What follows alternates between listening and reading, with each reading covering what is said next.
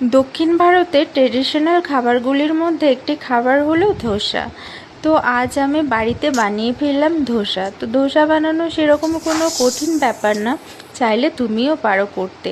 আমাদের পশ্চিমবঙ্গে যেরকম পাটিসাপটা পিঠা বানানো হয়, যে পাটিসাপটা পিঠা সঠিকভাবে বানাতে পারবে তার কাছে এই ধোসা বানানো তেমন কোনো একটা ব্যাপারই না, কারণ পাটিসাপটা পিঠার মতনই খানিকটা এর প্রসেস।